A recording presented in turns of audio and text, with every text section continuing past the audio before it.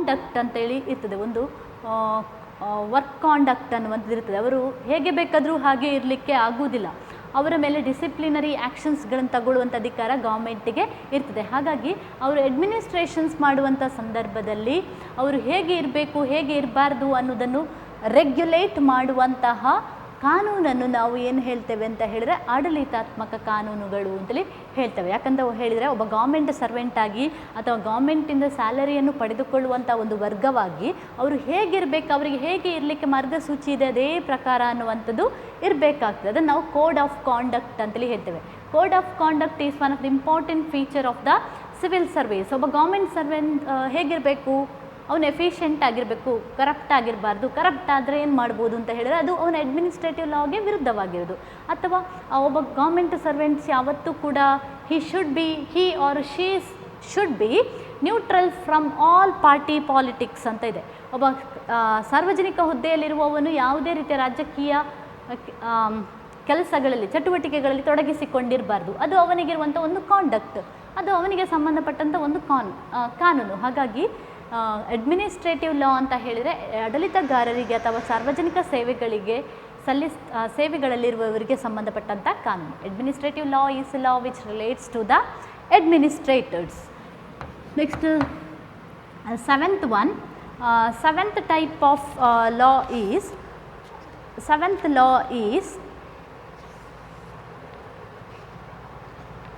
common law. Common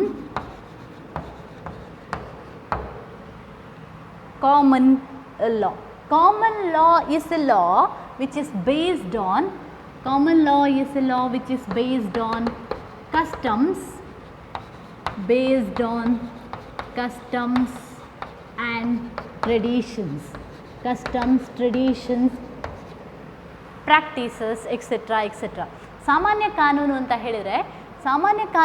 ಹೇಳಿದರೆ ರೂಢಿ ಸಂಪ್ರದಾಯಗಳು ಮೇಲೆ ಆಧಾರಿತವಾಗಿರುವಂತಹ ಕಾನೂನುಗಳನ್ನು ನಾವು ಸಾಮಾನ್ಯ ಕಾನೂನು ಅಂತೇಳಿ ಕೂಡ ಹೇಳ್ತೇವೆ. ಯಾಕಂತಂದರೆ ಎಲ್ಲ ಸಂದರ್ಭದಲ್ಲಿ all the rules and regulations are not based on constitutions etcetera. Some laws are also based on customs, traditions, practices and also the usages. ಈಗ ಭಾರತದಲ್ಲಿ ನೋಡಿದ್ರೆ ನಮ್ಮಲ್ಲಿ ಸಾಮಾನ್ಯ ಕಾನೂನು ಅನ್ನುವಂಥದ್ದಿದೆ. ಕೆಲವೊಂದು ಕಾನೂನುಗಳು ಯಾವುದನ್ನು ಆಧರಿಸಿಕೊಂಡಿದೆ ಅಂತ ಹೇಳಿದರೆ ನಮ್ಮ ಧರ್ಮವನ್ನು ಆಧರಿಸಿಕೊಂಡಿರುವಂಥ ಕಾನೂನುಗಳಿದೆ, ರೂಢಿಗಳನ್ನು ಆಧರಿಸಿಕೊಂಡುವಂಥ ಕಾನೂನುಗಳಿದೆ, ಸಂಪ್ರದಾಯಗಳನ್ನು ಬೇಸ್ ಆಗಿರುವಂತಹ ಕಾನೂನುಗಳು ಕೂಡ ಇದೆ. ಈ ಟೈಪ್ ಆಫ್ ಕಾನೂನನ್ನು ಏನಂತ ಹೇಳ್ತೇವೆ ಅಂತ ಹೇಳಿದರೆ ಸಾಮಾನ್ಯ ಕಾನೂನು ಅಂತೇಳಿ. ಇದು ಒಂದು ಟೈಪ್ ಆಫ್ ಲಾಸ್. ಇದೆಲ್ಲ we can see all these types of law in any Nations. ಹಾಗಾಗಿ ಇದೆಲ್ಲ ಎಲ್ಲಿ ಬರ್ತದೆ ಅಂತ ಹೇಳಿದರೆ ನಾವು ಇದಕ್ಕೆ ನಂಬರ್ ಕೊಟ್ಟಿರ್ಬೋದು. ಇದು ಎಲ್ಲ ಕಾನೂನುಗಳನ್ನು ನಾವು ದೇಶದಲ್ಲಿ ಕಾಣಲಿಕ್ಕೆ ಸಾಧ್ಯ. ನೇಷನಲ್ಲಿ ನಮಗೆ ಎಲ್ಲ ಲಾಸ್ಗಳನ್ನು, ಈಗ ಇಂಡಿಯಾದಲ್ಲಿ ನಾವು ನೋಡಿದ್ರೆ ನಮ್ಮಲ್ಲಿ ನ್ಯಾಷನಲ್ ಲಾ ಇದೆ, ಕಾನ್ಸ್ಟಿಟ್ಯೂಷನಲ್ ಲಾ ಇದೆ, ಆರ್ಡಿನರಿ ಲಾ ಇದೆ, ಪಬ್ಲಿಕ್ ಲಾ ಇದೆ, ಪ್ರೈವೇಟ್ ಲಾ ಇದೆ, ಅಡ್ಮಿನಿಸ್ಟ್ರೇಟಿವ್ ಲಾ ಇದೆ, ಕಾಮನ್ ಲಾ ಅನ್ನುವಂಥದ್ದು ಇದೆ. ಇದೆಲ್ಲ ಲಾಕ್ಕಿಂತ ಹೊರತಾಗಿರುವಂತಹ ಇನ್ನೊಂದು ಕಾನ್ಸೆಪ್ಟ್ ಅನ್ನುವಂಥದ್ದಿದೆ. ಅದು ಯಾವುದು ಅಂತ ಹೇಳಿದರೆ ಆರ್ಡಿನೆನ್ಸಸ್ ಅಥವಾ ಅದನ್ನು ಕನ್ನಡದಲ್ಲಿ ಸುಗ್ರೀವಾಜ್ಞೆ ಅಂತೇಳಿ ಹೇಳ್ತಾರೆ. ಏನು ಸುಗ್ರೀವಾಜ್ಞೆ ಅಂತ ಹೇಳಿದರೆ ordinances is nothing but an executive order. So ordinances means it is the executive order. Ordinances is nothing but executive order of the head of the nation. ಒಂದು ರಾಷ್ಟ್ರದ ಮುಖ್ಯಸ್ಥರು ಹೊರಡಿಸುವಂತಹ ಕಾರ್ಯಾಂಗೀಯ ಅಧಿಕಾರವನ್ನೇ ನಾವು ಸುಗ್ರೀವಾಜ್ಞೆಗಳು ಅಂತೇಳಿ ಹೇಳ್ಬೋದು. ಅಂದರೆ ಒಂದು ದೇಶದ ಮುಖ್ಯಸ್ಥರು ಹೊರಡಿಸುವಂಥ ಆಜ್ಞೆಯನ್ನು ನಾವು ಸುಗ್ರೀವಾಜ್ಞೆ ಅಂತ ಹೇಳ್ಬೋದು. ಯಾವಾಗ ದೇಶದ ಮುಖ್ಯಸ್ಥರು ಈ ಆಜ್ಞೆಯನ್ನು ಹೊರಡಿಸ್ತಾರೆ ಅಂತ ಹೇಳಿದರೆ not in all times. According to the constitution the president, ಯಾರು ಹೆಡ್ ಆಫ್ ದ ನೇಷನ್ ಇಂಡಿಯಾದಲ್ಲಿ? President. That is the president. President issue the ordinances only when the parliament is not in a session to meet some emergency situations, to handle or meet some emergency situation. Usually the head of the nation, that is the president of India, issues these kind of ordinances ಅಂತೇಳಿ. ಸುಗ್ರೀವಾಜ್ಞೆಗಳು ಅಂತ ಹೇಳಿದರೆ ಅದು ರಾಷ್ಟ್ರಪತಿ ಹೊರಡಿಸುವಂಥದ್ದು. ಎಲ್ಲ ಸಂದರ್ಭದಲ್ಲಿ ರಾಷ್ಟ್ರಪತಿ ಈ ಸುಗ್ರೀವಾಜ್ಞೆಗಳನ್ನು ಹೊರಡಿಸಲಿಕ್ಕೆ ಆಗುವುದಿಲ್ಲ. ನಮ್ಮ ಕಾನ್ಸ್ಟಿಟ್ಯೂಷನ್ನ ಪ್ರಕಾರ ರಾಷ್ಟ್ರಪತಿಗಳು ಅಥವಾ ಪ್ರೆಸಿಡೆಂಟ್ ಯಾವಾಗ ಮಾತ್ರ ಈ ಆರ್ಡಿನೆನ್ಸಸ್ಸನ್ನು ಹೊರಡಿಸ್ಬೋದು ಅಂತ ಹೇಳಿದರೆ, ಯಾವಾಗ ಸಂಸತ್ತು ಅಧಿವೇಶನದಲ್ಲಿ ಇರುವುದಿಲ್ಲ ಅಂಥ ಸಂದರ್ಭದಲ್ಲಿ ಮಾತ್ರ ಪ್ರೆಸಿಡೆಂಟ್ ಈ ಆಜ್ಞೆಗಳನ್ನು ಹೊರಡಿಸ್ಬೋದು, ಕೆಲವೊಂದು ತುರ್ತು ಪರಿಸ್ಥಿತಿಯನ್ನು ನಿಭಾಯಿಸುವುದಕ್ಕೋಸ್ಕರ ಅಂತೇಳಿ. ಅಂದರೆ ಸಂಸತ್ತು ಸದನದಲ್ಲಿ ಇಲ್ಲದೇ ಇದ್ದಾಗ, ಸಭೆಯಲ್ಲಿ ಇಲ್ಲದೇ ಇದ್ದಾಗ, ಕೆಲವೊಂದು ದೇಶದಲ್ಲಿ ನಡೆಯುವಂಥ ಕೆಲವೊಂದು ತುರ್ತು ಪರಿಸ್ಥಿತಿಯನ್ನು ನಿಭಾಯಿಸುವುದಕ್ಕೋಸ್ಕರ ದೇಶದ ಮುಖ್ಯಸ್ಥರು ಈ ಆಜ್ಞೆಯನ್ನು ಹೊರಡಿಸ್ಬೋದು. ಇದನ್ನು ನಾವು ಆರ್ಡಿನೆನ್ಸಸ್ ಅಥವಾ ಸುಗ್ರೀವಾಜ್ಞೆಗಳು ಅಂತೇಳಿ ಹೇಳ್ತೇವೆ. ಆದರೆ ಈ ದೇಶದ ಮುಖ್ಯಸ್ಥರು ಈ ಆಜ್ಞೆಯನ್ನು ಹೊರಡಿಸಿದರೂ ಕೂಡ ಪಾರ್ಲಿಮೆಂಟ್ ನೆಕ್ಸ್ಟ್ ಯಾವಾಗ ಸೆಷನಿಗೆ ಬರ್ತದೆ, then the approval of the parliament is very very essential. Next, second type of law, that is the international law. So all these are one categories of law: national law, constitutional law, ordinary law, public law, private law, administrative law, common law, etc. etc. Ordinances, these are one type of law. Next, second type of law is international law. International law. ಇದೆಲ್ಲ ದೇಶದೊಳಗೆ ಕಂಡು ಬರುವಂಥ law. ಇನ್ನೊಂದು international law. International law is a law which is formulated by the international organisation. ಅಂತಾರಾಷ್ಟ್ರೀಯ ಸಂಘಟನೆಗಳಿಂದ ರೂಪಿಸಲ್ಪಡುವಂತಹ ಕಾನೂನನ್ನು ನಾವು ಅಂತಾರಾಷ್ಟ್ರೀಯ ಕಾನೂನು ಅಂತೇಳಿ ಹೇಳ್ತೇವೆ. ಇದು ಯಾವುದಕ್ಕೆ ಸಂಬಂಧಪಟ್ಟದ್ದು? International law is a law which regulates the behaviour of the sovereign states or the behavior of the member countries of the United Nations. In simple words, international law means, international law is a law which regulate the behavior of the member countries of the United Nations ಅಂತೇಳಿ. ಅಂತಾರಾಷ್ಟ್ರೀಯ ಕಾನೂನು ಅಂತ ಹೇಳಿದರೆ ವಿಶ್ವಸಂಸ್ಥೆಯ ಸದಸ್ಯ ರಾಷ್ಟ್ರಗಳ ನಡವಳಿಕೆಯನ್ನು ನಿರ್ಬಂಧಿಸುವಂತಹ ಕಾನೂನನ್ನು ನಾವು ಅಂತಾರಾಷ್ಟ್ರೀಯ ಕಾನೂನು ಅಂತೇಳಿ ಹೇಳ್ತೇವೆ. ಯಾಕಂತಂದರೆ ನಾವು ಅಂತಾರಾಷ್ಟ್ರೀಯ ಮಟ್ಟದಲ್ಲಿ ಕೂಡ ಹಾಗೆ, ಈಗ ಫಾರ್ ಎಕ್ಸಾಂಪಲ್ ಜನರು ಹೇಗೆ ಒಂದು ದೇಶದಲ್ಲಿ ಅವರಿಗೆ ಮನಸ್ಸಿಗೆ ಬಂದ ಹಾಗೆ ಇರಲಿಕ್ಕಾಗೋದಿಲ್ವೋ, ಹಾಗೆ ಅಂತಾರಾಷ್ಟ್ರೀಯ ಮಟ್ಟದಲ್ಲಿ ನಾವು ತಗೊಂಡಿದ್ದರೆ ದೇಶಗಳು ಕೂಡ ಅದಕ್ಕೆ ಇಷ್ಟ ಬಂದ ಹಾಗೆ ಇರಲಿಕ್ಕಾಗೋದಿಲ್ಲ. ನಾನು ಪ್ರೀವಿಯಸ್ ಕ್ಲಾಸಲ್ಲಿ ಹೇಳಿದ್ದೇವೆ, ನಮಗೆ ಒಂದು ದೇಶ ಎನಿಮಿ ಕಂಟ್ರಿ ಅಂತ ಹೇಳಿ ಈಗಲೇ ಹೋಗಿ ನಾವು ವಾರ್ ಮಾಡುವ ಅಂತೇಳಿ ಡಿಕ್ಲೇರ್ ಮಾಡಿಬಿಡುವ ಅಂತೇಳಿ ಹೇಳಿದರೆ ಆಗೋದಿಲ್ಲ. ಅದಕ್ಕೆ ಒಂದು ರೂಲ್ಸ್ ಆ್ಯಂಡ್ ರೆಗ್ಯುಲೇಷನ್ಸ್ ಅನ್ನುವಂಥದ್ದಿದೆ, ಅದನ್ನು ನಾವು ಇಂಟರ್ನ್ಯಾಷನಲ್ ಲಾ ಅಂತೇಳಿ ಹೇಳ್ತೇವೆ. ಈ ಇಂಟರ್ನ್ಯಾಷನಲ್ ಲಾ ಏನು ಮಾಡ್ತದೆ ಅಂತ ಹೇಳಿದರೆ, ಒಂದು ಮೆಂಬರ್ ಕಂಟ್ರೀಸ್ಗಳ ನಡವಳಿಕೆ ಹೇಗಿರಬೇಕು, ಇಂಟರ್ನ್ಯಾಷನಲ್ ಅಫೇರ್ಸ್ಗೆ ಸಂಬಂಧಪಟ್ಟಾಗೆ ಒಂದು ನೇಷನ್ಸ್ನ ಬಿಹೇವಿಯರ್ ಹೇಗಿರಬೇಕು ಅನ್ನೋದನ್ನು ನಿರ್ಧರಿಸ್ತದೆ ಅಂತೇಳಿ. ಎಲ್ಲ member country, all the member countries of the United Nation ಏನು ಮಾಡಬೇಕಾಗ್ತದೆ ಅಂತ ಹೇಳಿದರೆ ಈ ಲಾದ ಪ್ರಕಾರವೇ ನಡ್ಕೊಳ್ಬೇಕಾಗ್ತದೆ. In case if any member country violate the international law, then the United Nations has the power to cancel the membership of such nation ಅಂತೇಳಿ. ಒಂದು ವೇಳೆ ಯಾವುದೋ ಒಂದು ಸದಸ್ಯ ರಾಷ್ಟ್ರ ಈ ಅಂತಾರಾಷ್ಟ್ರೀಯ ಕಾನೂನನ್ನು ಉಲ್ಲಂಘನೆ ಮಾಡಿದರೆ ಏನಾಗ್ತದೆ, ಈಗ ನಮ್ಮ ದೇಶದೊಳಗೆ ಕಾನೂನನ್ನು ಉಲ್ಲಂಘನೆ ಮಾಡಿದರೆ ಅಂಥವರಿಗೆ ಪನಿಷ್ಮೆಂಟ್ ಸಿಗ್ತದೆ.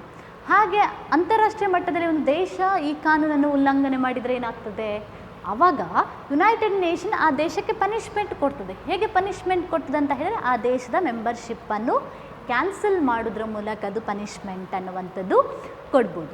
So these are the various types of law: national law, constitutional law, ordinary law, public law, private law, administrative law, common law and ordinances. And second type of law is international law. So by this I wind up today's class. Thank you.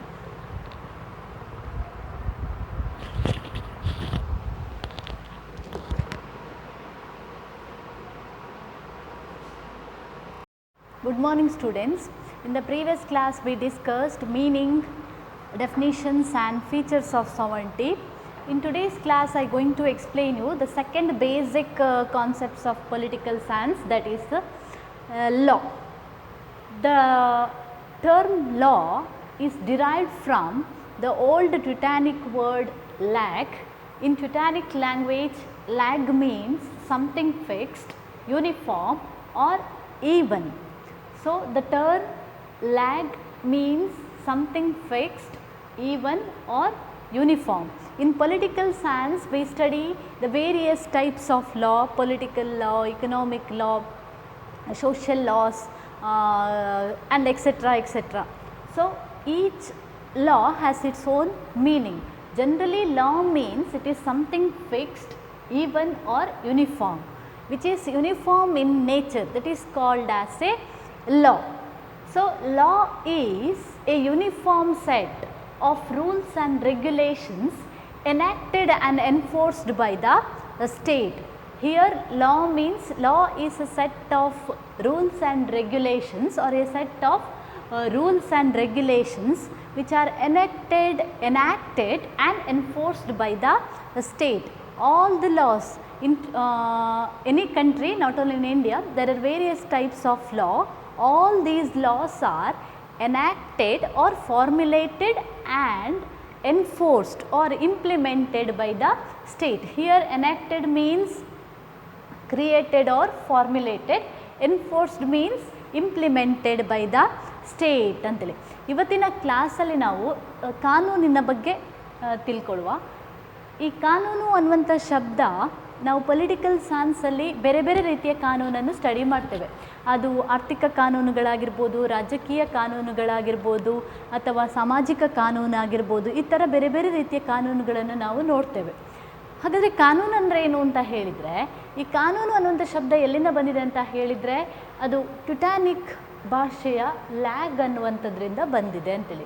Lag ಅಂತ ಹೇಳಿದರೆ ಟ್ಯುಟಾನಿಕ್ ಲ್ಯಾಂಗ್ವೇಜಲ್ಲಿ ಏನು ಅರ್ಥ ಕೊಡ್ತದೆ ಅಂತ ಹೇಳಿದರೆ, something fixed ಅಂತೇಳಿ. ಯಾವುದು fixed ಆಗಿರ್ತದೆ, ನಿರ್ದಿಷ್ಟವಾಗಿರ್ತದೆ ಮತ್ತು ಯೂನಿಫಾರ್ಮ್ ಆಗಿರ್ತದೆ, ಈವನ್ ಆರ್ ಯೂನಿಫಾರ್ಮ್, ಏಕ ಪ್ರಕಾರವಾಗಿರ್ತದೆ, ಸಮಾನವಾಗಿರ್ತದೆ. ಯಾವುದು ನಿರ್ದಿಷ್ಟವಾಗಿರ್ತದೆ ಮತ್ತು ಸಮಾನವಾಗಿರ್ತದೆ, ಅದನ್ನು ಏನಂತ ಹೇಳ್ಬೋದು ಅಂತ ಹೇಳಿದರೆ ಕಾನೂನು ಅಂತೇಳಿ. ಈಗ for example, laws, all the laws are fixed, precise, definite and uniform in nature. ನಾವು ಯಾವುದೇ ಕಾನೂನುಗಳನ್ನು ನೋಡಿದರೂ ಕೂಡ ಅದು ನಿರ್ದಿಷ್ಟವಾಗಿರ್ತದೆ. there is no confusion in any type of law. ಈಗ ನಮಗೆ ಸರ್ಕಾರ ಬೇರೆ ಬೇರೆ ಕಾನೂನುಗಳನ್ನು ಮಾಡ್ತದೆ, ಅದರಲ್ಲಿ ಯಾವುದೇ ರೀತಿಯ ಗೊಂದಲಗಳು ಅನ್ನುವಂಥದ್ದು ಇರುವುದಿಲ್ಲ. ಅದು ಪ್ರಿಸೈಸ್ ಆಗಿರ್ತದೆ, ಡೆಫಿನೇಟ್ ಆಗಿರ್ತದೆ ಅಥವಾ ಫಿಕ್ಸ್ಡ್ ಆಗಿರ್ತದೆ.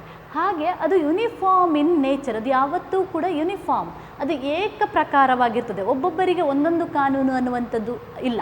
ನಮ್ಮಲ್ಲಿ ಕಾನ್ಸ್ಟಿಟ್ಯೂಷನ್ ಹೇಳುವ ಹಾಗೆಯೇ all are equal before law, are in the eyes of law all are equal ಅಂತೇಳಿ. ಈಗ ಕಾನೂನು ಅಂತ ಬಂದಾಗ ಏನಾಗ್ತದೆ ಅಂತ ಹೇಳಿದರೆ, ನಮ್ಮ ಕಾನ್ಸ್ಟಿಟ್ಯೂಷನ್ ಏನು ಹೇಳಿದೆ, ಆಲ್ ಆರ್ ಈಕ್ವಲ್ ಬಿಫೋರ್ ಲಾ ಅಂತೇಳಿ. ಕಾನೂನಿನ ಮುಂದೆ ಎಲ್ಲರೂ ಸಮಾನರು, ಅಥವಾ ಕಾನೂನು ಎಲ್ಲರಿಗೆ ಕೂಡ ಒಂದೇ ರೀತಿ, ಅಂದರೆ ರಿಚ್ ಕ್ಲಾಸಿಗೆ ಬೇರೆ ಕಾನೂನು, ಪೂರ್ ಕ್ಲಾಸಿಗೆ ಬೇರೆ ಕಾನೂನು ಅನ್ನುವಂಥದ್ದಿಲ್ಲ. ಅದು ಯೂನಿಫಾರ್ಮ್ ಆಗಿರ್ತದೆ ಅಂತೇಳಿ. ಹಾಗಾಗಿ ಯಾವುದು ನಿರ್ದಿಷ್ಟವಾಗಿರ್ತದೆ ಮತ್ತು ಯಾವುದು ಯೂನಿಫಾರ್ಮ್ ಆಗಿರ್ತದೆ, ಅದನ್ನು ನಾವು ಏನಂತ ಹೇಳ್ಬೋದು ಅಂತ ಹೇಳಿದರೆ ಕಾನೂನು ಅಥವಾ ಲಾ ಅಂತೇಳಿ ಹೇಳ್ಬೋದು.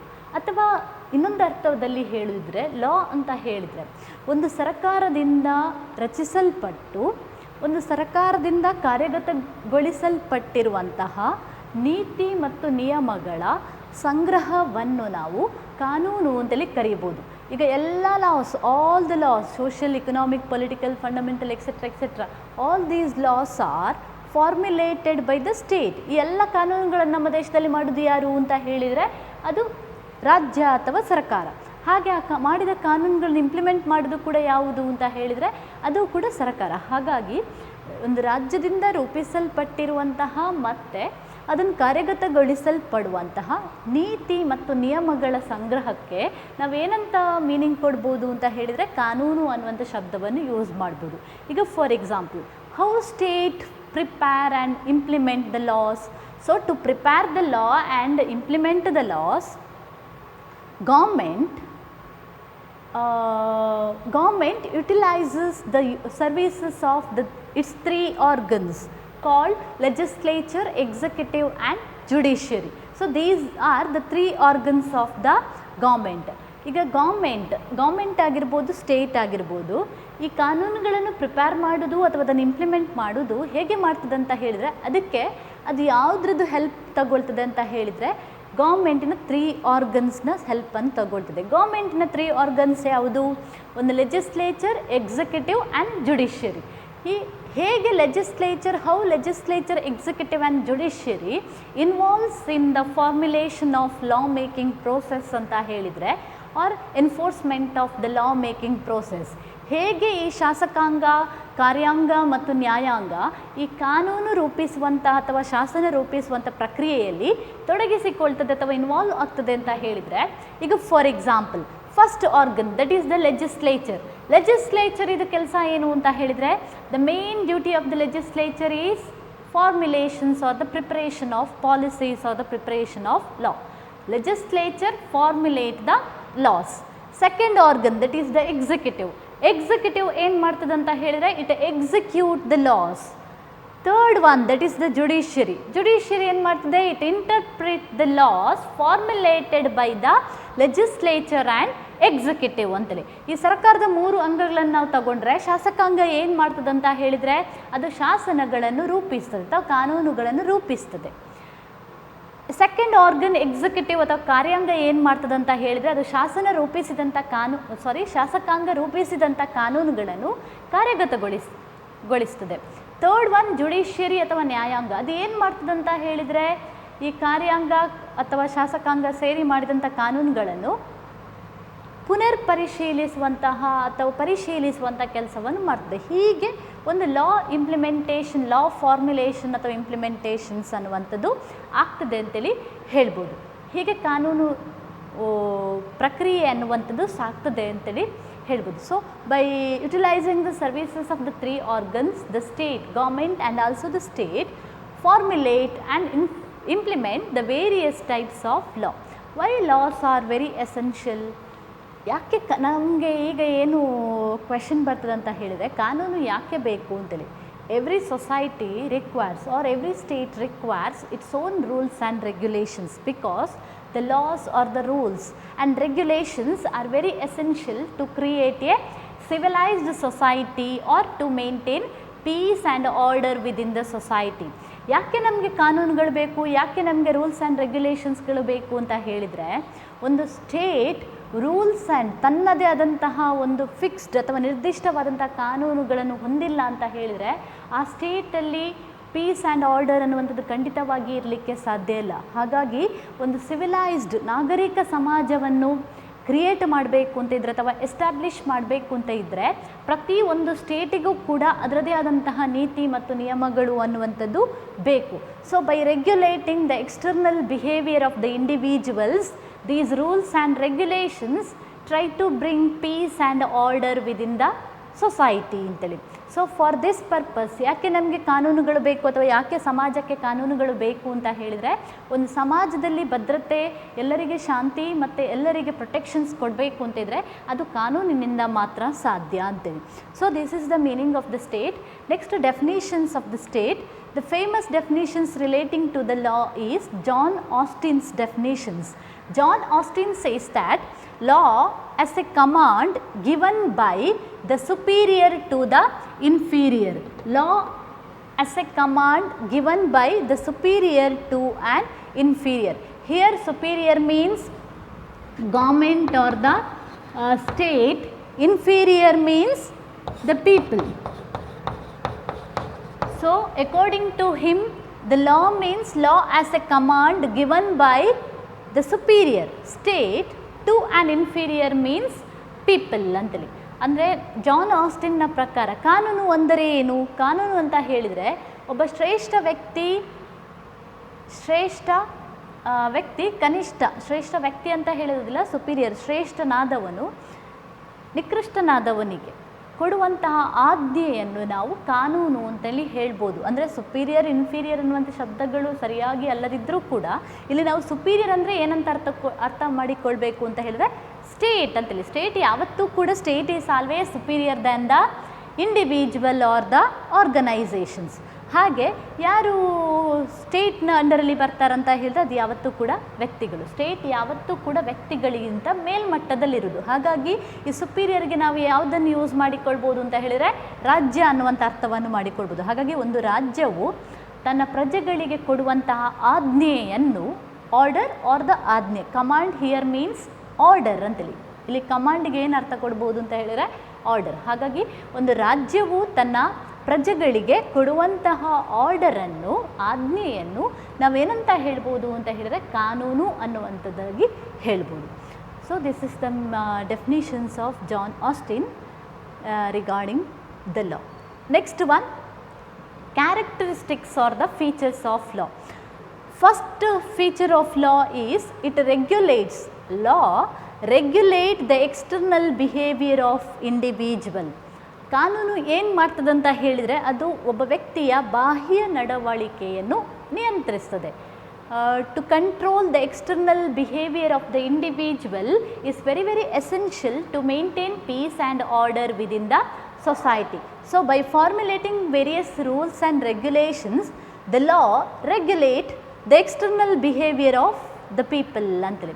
ಯಾವತ್ತೂ ಕೂಡ ಕಾನೂನು ಏನು ಮಾಡ್ತದಂತ ಹೇಳಿದರೆ ಒಬ್ಬ ವ್ಯಕ್ತಿಯ ಬಾಹ್ಯ ನಡವಳಿಕೆಯನ್ನು ನಿಯಂತ್ರಿಸ್ತದೆ. ಯಾಕೆ ಅದು ಬಾಹ್ಯ ನಡವಳಿಕೆಯನ್ನು ನಿಯಂತ್ರಿಸಬೇಕು ಅಥವಾ ಒಬ್ಬ ವ್ಯಕ್ತಿಯ ಬಾಹ್ಯ ನಡವಳಿಕೆಯನ್ನು ನಿಯಂತ್ರಿಸೋದು ಯಾಕೆ ಅಗತ್ಯ ಅಂತ ಹೇಳಿದರೆ, ನಾನು ಈಗಾಗಲೇ ಹೇಳಿದ ಹಾಗೆ ಒಂದು ಸಮಾಜದಲ್ಲಿ ನಾವು ನಮ್ಮ ಇಷ್ಟಕ್ಕೆ ಬಂದ ಹಾಗೆ ಎಲ್ಲರೂ ಇದ್ದು ಬಿಟ್ಟರೆ ಏನಾಗ್ತದೆ ಅಂತ ಹೇಳಿದರೆ ಅಲ್ಲಿ ಎಲ್ಲರೂ ಏನು ಶಾಂತಿಯುತವಾಗಿ ಬದುಕಲಿಕ್ಕಾಗ್ತದೆ ಅಂತೇಳಿ ಹೇಳಲಿಕ್ಕಾಗೋದಿಲ್ಲ. ಎಲ್ಲರೂ ನಮಗೆ ಬೇಕಾದ ಹಾಗೆ ನಮಗೆ ಇಷ್ಟ ಬಂದ ಹಾಗೆ ಬದುಕಲಿಕ್ಕೆ ಸ್ಟಾರ್ಟ್ ಮಾಡಿದರೆ ಕೆಲವರಿಗೆ ಏನಾಗ್ಬೋದು ಅಂತ ಹೇಳಿದರೆ ಬದುಕಲಿಕ್ಕೆ ಸಾಧ್ಯ ಆಗದೆ ಹೋಗುವಂಥ ಸಾಧ್ಯತೆಗಳಿದೆ. ಈಗ for example rich class people ಆಗಿರ್ಬೋದು, ಅವ್ರಿಗೆ ಇಷ್ಟ ಬಂದ ಹಾಗೆ ಅವರು ಬದುಕಲಿಕ್ಕೆ ಸ್ಟಾರ್ಟ್ ಮಾಡಿದರೆ ಪೂವರನ್ನು ಡಾಮಿನೇಟ್ ಮಾಡಿಕೊಂಡು ಎಕ್ಸ್ಪ್ಲಾಯ್ಟ್ ಮಾಡಿಕೊಂಡು ಜೀವನ ಮಾಡಲಿಕ್ಕೆ ಸ್ಟಾರ್ಟ್ ಮಾಡಿದರೆ ಪೂವರಿಗೆ ಬದುಕುವ ಹಕ್ಕು ಅನ್ನುವಂಥದ್ದು ಸಿಗದೆ ಹೋಗ್ಬೋದು. ಹಾಗಾಗಿ ಎಲ್ಲರಿಗೂ ಒಂಥರ ಪೀಸ್ಫುಲ್ ಲೈಫನ್ನು ಕೊಡಬೇಕು ಅಂತ ಹೇಳಿ ಲಾ ಏನು ಮಾಡ್ತದೆ, it control the external behaviour of the people ಅಂತೇಳಿ. ಈಗ ಅದು ಒಬ್ಬ ವ್ಯಕ್ತಿಯ ಪರ್ಸನಲ್ ಲೈಫಿಗೆ ಇಂಟರ್ಫಿಯರ್ ಆಗೋದಿಲ್ಲ, whether it is a state or the government ಅಥವಾ ಲಾಸ್ಗಳಾಗಿರ್ಬೋದು. It does not control the internal behavior of the people or it does not involve the personal life of the individual ಅಂತೇಳಿ.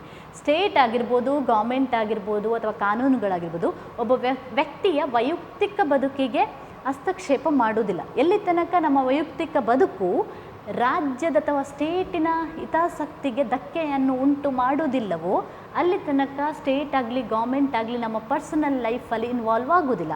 ಆದರೆ ನಮ್ಮ personal ಲೈಫಿಂದ ಸೊಸೈಟಿಗೆ ಧಕ್ಕೆ ಆಗ್ತದೆ, ಗೌರ್ಮೆಂಟಿಗೆ ಬೇರೆ ಜನರಿಗೆ ಧಕ್ಕೆ ಆಗ್ತದೆ ಅಂತ ಹೇಳಿದರೆ ಆವಾಗ ಅದು ಇನ್ವಾಲ್ವ್ ಆಗ್ಬೋದು. Second feature of the law is it is universal in nature. ಎಲ್ಲ ಕಾನೂನುಗಳು ಯೂನಿವರ್ಸಲ್ ಆಗಿರೋದು, ಸಾರ್ವತ್ರಿಕ ಆಗಿರ್ತದೆ. ಯಾಕೆ ಅಂತಂದರೆ all the laws are equally applicable to all the people and also the organizations. That is why it is universal in nature. ಕಾನೂನುಗಳು ಯಾವತ್ತೂ ಕೂಡ ಸಾರ್ವತ್ರಿಕ ಆಗಿರ್ತದೆ. ಯಾಕೆ ಅಂತ ಹೇಳಿದರೆ ಒಬ್ಬೊಬ್ಬರಿಗೆ ಒಂದೊಂದು ರೀತಿಯ ಕಾನೂನು ಅನ್ನುವಂಥದ್ದಿಲ್ಲ.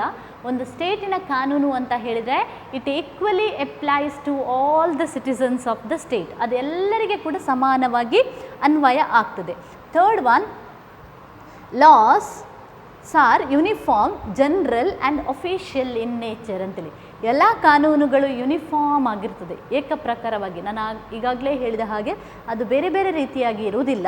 All the laws are uniform in nature. ಹಾಗಾಗಿ ಅದು ಸಮಾನವಾಗಿರುವ ಕಾರಣ ಅದನ್ನು ನಾವು ಲಾ ಅಂತ ಹೇಳೋದು. And general and also official, ಸಾಮಾನ್ಯವಾಗಿರುತ್ತೆ ಮತ್ತು ಅದು ಔಪಚಾರಿಕವಾಗಿರ್ತದೆ.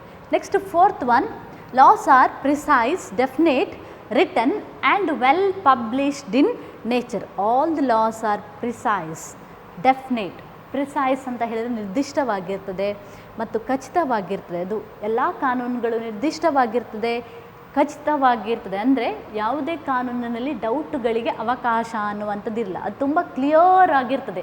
ಯಾಕೆ ಕ್ಲಿಯರ್ ಆಗಿರ್ತದೆ? All the laws are precise and definite in nature because all the laws formulated by the state are always written in nature ಅಂತೇಳಿ. ಯಾಕೆ ಯಾವುದೇ ಕಾನೂನಿನಲ್ಲಿ ಯಾವುದೇ ಡೌಟುಗಳಿಗೆ ಅವಕಾಶ ಇಲ್ಲ ಅಥವಾ ಯಾವುದೇ ನಮಗೆ ಅದನ್ನು ಓದಿದಾಗ ಯಾವುದೇ ಡೌಟುಗಳು ಬರಲಿಕ್ಕೆ ಸಾಧ್ಯ ಇಲ್ಲ. ಯಾಕೆಂತ ಹೇಳಿದರೆ ಎಲ್ಲ ಕಾನೂನುಗಳು ಎಲ್ಲರಿಗೆ ಅರ್ಥವಾಗುವ ರೀತಿಯಲ್ಲಿರಬೇಕು ಮತ್ತು ಯಾವುದೇ ರೀತಿಯಲ್ಲಿ ಸಂಶಯಗಳಿಗೆ ಅವಕಾಶ ಇರಬಾರ್ದು. ಯಾಕೆ ಅಲ್ಲಿ ಸಂಶಯಗಳಿಗೆ ಅವಕಾಶ ಇರುವುದಿಲ್ಲ ಅಂತ ಹೇಳಿದರೆ ಎಲ್ಲ ಕಾನೂನುಗಳು ಹೇಗಿರ್ತದೆ ಅಂತ ಹೇಳಿದರೆ ಅದು ರಿಟನ್ ಇನ್ ನೇಚರ್, ಅದು ತುಂಬ ಕ್ಲಿಯರ್ ಆಗಿ ಬರೆದಿರ್ತಾರೆ ಮತ್ತು ಅದು ಪಬ್ಲಿಷ್ ಕೂಡ ಆಗಿರ್ತದೆ. ಪ್ರಸಾರ ಅಂದರೆ ಪಬ್ಲಿಷ್ ಆಗಿ ಕೂಡ ಇರ್ತದೆ ಅಂತೇಳಿ. ಹಾಗಾಗಿ laws are precise, definite, written and well published in nature. Next fifth one, law mirrors the wishes of the people. All types of law represents, mirrors means represents the wishes of the people. ಎಲ್ಲ ಕಾನೂನುಗಳು ಜನರ ಆಶೋತ್ತರಗಳು ಅಥವಾ ಜನರ interest ಏನು, ಜನರ ಹಿತಾಸಕ್ತಿಗಳನ್ನು ಪ್ರತಿನಿಧಿಸ್ತದೆ ಅಂತೇಳಿ. ಯಾಕಂತಂದರೆ ಎಲ್ಲ laws are formulated and implemented only for the sake of the people. That is why all the laws represents the views or the aspirations of the people. Sixth one, it express the will of the state. At the same time, the law express the will or objectives of the state. ಕಾನೂನುಗಳು ಜನರ ಏನು ಬೇಡಿಕೆಗಳೇನಿದೆ, ಜನರ ಡಿಮಾಂಡ್ಸ್ಗಳೇನಿದೆ, interest ಏನಿದೆ ಅದನ್ನು represent ಮಾಡೋದ್ರ ಜೊತೆಗೆ, ಅದನ್ನು ಪ್ರತಿನಿಧಿಸುವುದರ ಜೊತೆಗೆ ಅದು ಯಾವುದರ ಉದ್ದೇಶವನ್ನು ಕೂಡ ಪ್ರತಿನಿಧಿಸ್ತದೆ ಅಂತ ಹೇಳಿದರೆ ರಾಜ್ಯದ ಉದ್ದೇಶವನ್ನು ಕೂಡ ಪ್ರತಿನಿಧಿಸ್ತದೆ. ಸಾಮಾನ್ಯವಾಗಿ ರಾಜ್ಯದ ಉದ್ದೇಶ ಕೂಡ ಏನಾಗಿರ್ತದೆ ಅಂತ ಹೇಳಿದ್ರೆ ಜನರ ವೆಲ್ಫೇರ್. ಹಾಗಾಗಿ ಕಾನೂನು ಏನು ಮಾಡ್ತದೆ ಅಂತ ಹೇಳಿದರೆ ಜನರ ಉದ್ದೇಶಗಳನ್ನು ಕೂಡ ಪ್ರತಿನಿಧಿಸ್ತದೆ, ಹಾಗೆ ರಾಜ್ಯದ ಉದ್ದೇಶಗಳನ್ನು ಕೂಡ ಪ್ರತಿನಿಧಿಸ್ತದೆ. Seventh one, laws are coercive in nature. Coercive, laws are coercive in nature. Law has a legal protection, hence the violation of all the laws leads to the punishment ಅಂತೇಳಿ. ಏನು coercive ಅಂತ ಹೇಳಿದರೆ ಕಾನೂನಿಗೆ ಪ್ರೊಟೆಕ್ಷನ್ಸ್ ಅನ್ನುವಂಥದ್ದಿದೆ. ಹಾಗಾಗಿ ಕಾನೂನನ್ನು ಯಾರೇ ಉಲ್ಲಂಘನೆ ಮಾಡಿದರೂ ಕೂಡ ರಾಜ್ಯ ಅವರಿಗೆ ಏನು ಕೊಡ್ತದೆ ಅಂತ ಹೇಳಿದರೆ ಪನಿಷ್ಮೆಂಟ್ ಅನ್ನುವಂಥದ್ದು ಕೊಟ್ಟೇ ಕೊಡ್ತದೆ. ಹಾಗಾಗಿ ಲಾಗಳನ್ನು ನಾವು ಏನು ಹೇಳ್ತೇವೆ ಅಂತ ಹೇಳಿದ್ರೆ coercive in nature. Next last one, welfare of the people. The main objective of the law is the welfare of the people. It expresses the will of the state, means objectives of the state, that is the welfare of the people. So the main ultimate aim of the law is welfare of the people or welfare of the innocent people ಅಂತೇಳಿ. ಎಲ್ಲ ಕಾನೂನಿನಗೆ ಇರುವಂಥ ಒಂದೇ ಒಂದು ಗುರಿ ಏನು ಅಂತ ಹೇಳಿದರೆ ಅದು ವೆಲ್ಫೇರ್ ಆಫ್ ದ ಪೀಪಲ್, ಜನರ ಅಭಿವೃದ್ಧಿ. ಹಾಗಾಗಿ ಜನರ ಅಭಿವೃದ್ಧಿಗೋಸ್ಕರವೇ, ಅಂದರೆ ಜನರ ಅಭಿವೃದ್ಧಿ ಯಾವಾಗ ಆಗ್ತದೆ ಅಂತ ಹೇಳಿದರೆ ಎಲ್ಲಿ ಯಾವ ಸಮಾಜದಲ್ಲಿ when there is a peace and order within the society, then only the progress of the individual is possible ಅಂತೇಳಿ. ಯಾವ ಸಮಾಜದಲ್ಲಿ ಜನರ ಅಭಿವೃದ್ಧಿ ಆಗ್ತದೆ ಅಂತ ಹೇಳಿದರೆ, ಯಾವ ಸಮಾಜದಲ್ಲಿ ಶಾಂತಿ ಮತ್ತು ಭದ್ರತೆ ಇರ್ತದೆ ಆ ಸಮಾಜದಲ್ಲಿ ಮಾತ್ರ ಜನರ ಅಭಿವೃದ್ಧಿ ಅನ್ನುವಂಥದ್ದಾಗಲಿಕ್ಕೆ ಸಾಧ್ಯ. So these are the characteristics of law. Next one, types or kinds of law. Types of law or kinds of law.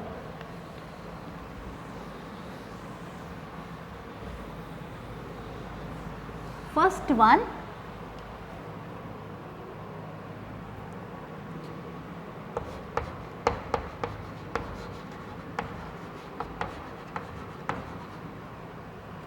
national law.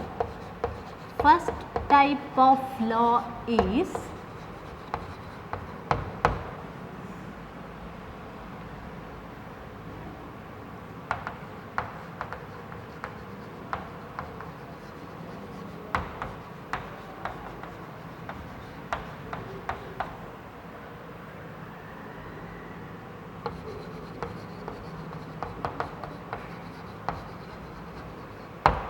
first type of law is national law. Usually there are two types of law. First one national law, second one is international law. So first law is national law. National law, ರಾಷ್ಟ್ರೀಯ ಕಾನೂನು ಅಂದರೇನು? National law is a law which is formulated by the government or formulated by the nation. This type of law is also called as a municipal law ಅಂತೇಳಿ. ಈ ರಾಷ್ಟ್ರೀಯ ಕಾನೂನನ್ನು ನಾವೇನಂತ ಕರಿತೇವೆ ಅಂತ ಹೇಳಿದ್ರೆ ಮುನ್ಸಿಪಲ್ ಕಾನೂನು ಅಂತ ಕೂಡ ಕರಿತೇವೆ. ನ್ಯಾಷನಲ್ ಕಾನೂನು ಅಂದರೆ ಏನು? ರಾಷ್ಟ್ರೀಯ ಕಾನೂನು ಅಂದರೆ ಏನು? ಒಂದು ಸರ್ಕಾರ ಅಥವಾ ಒಂದು ಸ್ಟೇಟ್ ರಚಿಸುವಂತಹ ಕಾನೂನನ್ನೇ ನಾವು ರಾಷ್ಟ್ರೀಯ ಕಾನೂನು ಅಂತೇಳಿ ಹೇಳ್ಬೋದು. The name it self indicates it's meaning. National law is a law which is formulated by the nation R the government ಅಂತೇಳಿ. ಒಂದು ಸರ್ಕಾರ ಅಥವಾ ರಾಜ್ಯ ರಚಿಸುವಂತಹ ಕಾನೂನುಗಳನ್ನು ನಾವು ರಾಷ್ಟ್ರೀಯ ಕಾನೂನು ಅಂತೇಳಿ ಹೇಳ್ಬೋದು. This law determines the relations between the people and also the government. So second type of law is constitutional law.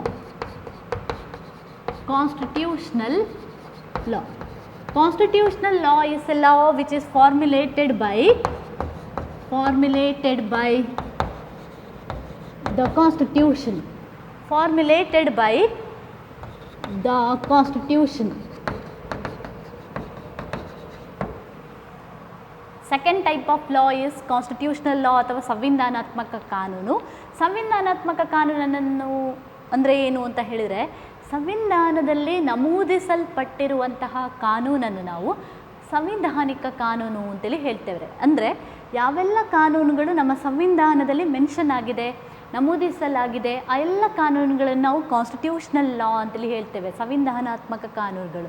So constitutional law is a law which is formulated by the Constitution, or it is a fundamental law of the land. Constitutional law is also called as a fundamental law of the land ಅಂತ ಕೂಡ ಕರೀತಾರೆ. ಒಂದು ಸಾಂವಿಧಾನಿಕ ಕಾನೂನಿಗೆ ಒಂದು ರಾಷ್ಟ್ರದ ಮೂಲಭೂತವಾದಂತಹ ಕಾನೂನು ಅನ್ನುವಂಥದ್ದಾಗಿ ಕೂಡ ಕರೀತಾರೆ. ಎಲ್ಲ ಕಾನೂನಿಗಿಂತ ಯಾವುದು ಕನ್ಸಿಡರ್ಡ್ ಆಸ್ ಎ ಸುಪ್ರೀಂ ಅಂತ ಹೇಳಿದ್ರೆ, constitutional laws are regard as supreme compared to all other types of law antali. It also determines the powers and functions of the government, role and responsibility of the citizens, and also the relations between the people and the government.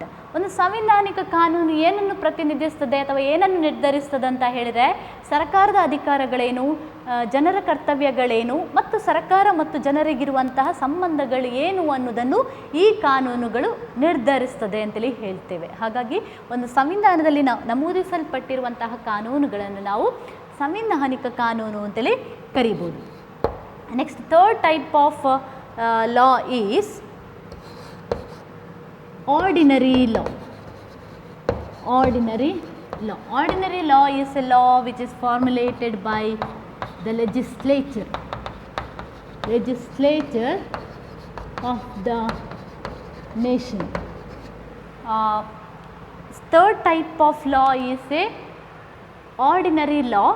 Ordinary law is a law which is formulated by the legislature of the nation.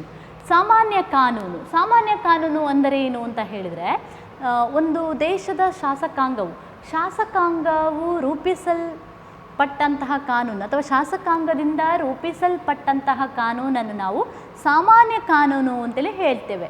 ಈ ಸಾಮಾನ್ಯ ಕಾನೂನು ಯಾವತ್ತೂ ಕೂಡ inferior compared to the constitutional law. Constitutional law is always superior than the ordinary law ಅಂತೇಳಿ ಹೇಳೋದು. ಈ ಸಂವಿಧಾನಿಕ ಕಾನೂನಿಗೆ ಕಂಪೇರ್ ಮಾಡಿದರೆ ಈ ಸಾಮಾನ್ಯ ಕಾನೂನು ಯಾವತ್ತೂ ಕೂಡ ಇನ್ಫೀರಿಯರ್. ಯಾವುದು ಸುಪೀರಿಯರ್? ಕಾನ್ಸ್ಟಿಟ್ಯೂಷನಲ್ ಲಾ ಯಾವತ್ತೂ ಕೂಡ ಸುಪೀರಿಯರ್. ಯಾಕೆ ಕಾನ್ಸ್ಟಿಟ್ಯೂಷನಲ್ ಲಾ ಸುಪೀರಿಯರ್ ಅಂತ ಹೇಳಿದರೆ, ದ ಲೆಜಿಸ್ಲೇಚರ್ ಅಥವಾ ordinary laws, legislature always formulate the ordinary law according to the provisions of the constitution. That is why constitutional laws are regarded as supreme antale. Why constitutional laws are supreme compared to the ordinary law? Because the ordinary laws always formulated according to the provisions of constitution. That is why constitutional laws galu supreme mattu ordinary laws galu inferior antali heltave. Next fourth one, public law. Public law is a law which determines the relations between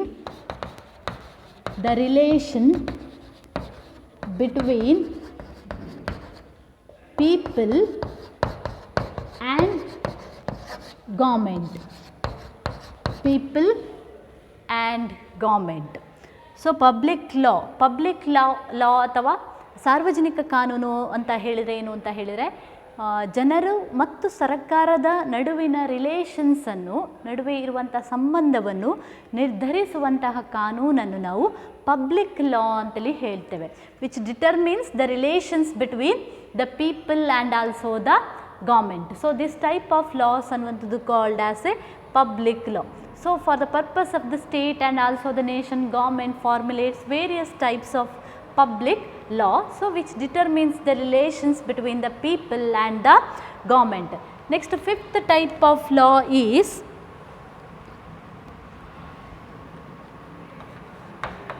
private law. Private law. Fifth type of law is private law. Private law is a law which determines the relations between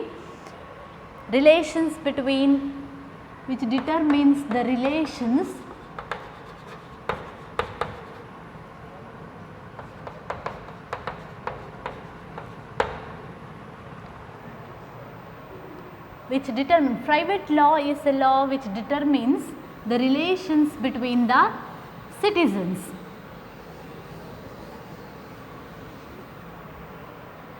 ಖಾಸಗಿ next type of ಲಾ ಯಾವುದು ಅಂತ ಹೇಳಿದರೆ ಖಾಸಗಿ ಕಾನೂನು. ಖಾಸಗಿ ಕಾನೂನು ಅಂದರೆ ಏನು ಅಂತ ಹೇಳಿದರೆ ಜನರ ನಡುವಿನ ರಿಲೇಷನ್ಸ್ ಏನು ಅಥವಾ ಸಿಟಿಸನ್ಸ್ನ ನಡುವೆ ರಿಲೇಷನ್ಸ್ಗಳು ಏನು ಅನ್ನೋದನ್ನು ನಿರ್ಧರಿಸುವಂಥ ಕಾನೂನುಗಳನ್ನು ನಾವು ಖಾಸಗಿ ಕಾನೂನು ಅಂತ ಹೇಳ್ತೇವೆ. ಈಗ for example the law relating to the contract ಆಗಿರ್ಬೋದು ಅಥವಾ ಪ್ರಾಪರ್ಟಿ ಎಕ್ಸೆಟ್ರಾ ಒಪ್ಪಂದಕ್ಕೆ ಸಂಬಂಧಪಟ್ಟಂಥ ಕಾನೂನುಗಳಾಗಿರ್ಬೋದು, ಆಸ್ತಿಗೆ ಸಂಬಂಧಪಟ್ಟಂಥ ಕಾನೂನುಗಳಾಗಿರ್ಬೋದು.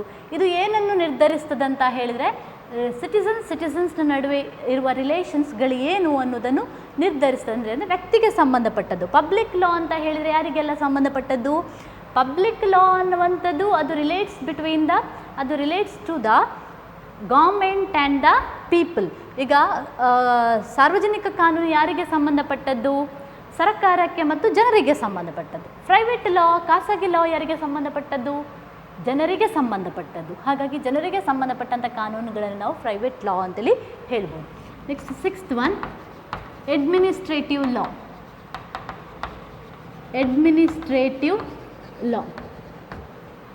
Administrative law is a law which relates to the administrators. ಇದು ಯಾರಿಗೆ ಸಂಬಂಧಪಟ್ಟದ್ದು ಅಂತ ಹೇಳಿದರೆ ಆಡಳಿತಾತ್ಮಕ ಕಾನೂನುಗಳು. ಆಡಳಿತಾತ್ಮಕ ಕಾನೂನುಗಳು ಅಂತ ಹೇಳಿದರೆ ಆಡಳಿತಗಾರರಿಗೆ ಸಂಬಂಧಪಟ್ಟದ್ದು, ಅಂದರೆ ಗೌರ್ಮೆಂಟ್ ಅಫಿಷಿಯಲ್ಸ್ಗೆ ಅಥವಾ ಗೌರ್ಮೆಂಟ್ ಸರ್ವೆಂಟ್ಸ್ಗೆ ಸಂಬಂಧಪಟ್ಟದ್ದು. Administrative law is a law which relates to the administrators relating to the matter of administration. ಹಾಗಾಗಿ ಸಾರ್ವಜನಿಕ ಸೇವೆಯಲ್ಲಿ ಯಾರಿದ್ದಾರೆಯಾ ಅಥವಾ ಸಾರ್ವಜನಿಕ ನೌಕರರು ಯಾರಿದ್ದಾರೆಯಾ ಅವರಿಗೆ ಸಂಬಂಧಪಟ್ಟಂತಹ ಕಾನೂನನ್ನು ನಾವು ಏನು ಹೇಳ್ತೇವೆ ಅಂತ ಹೇಳಿದರೆ ಆಡಳಿತಾತ್ಮಕ ಕಾನೂನುಗಳು ಅಂತ ಹೇಳ್ತೇವೆ. ಈಗ ಫಾರ್ ಎಕ್ಸಾಂಪಲ್ ಆಡಳಿತಗಾರರಿಗೆ ಅಥವಾ ಗೌರ್ಮೆಂಟ್ ಅಫಿಷಿಯಲ್ಸ್ಗೆ ಸಂಬಂಧಪಟ್ಟಂಥ ಕಾನೂನು ಅಂದರೆ ಏನು ಅಂತ ಹೇಳಿದರೆ, ಈಗ ಫಾರ್ ಎಕ್ಸಾಂಪಲ್ ಎಲ್ಲ ಗೌರ್ಮೆಂಟ್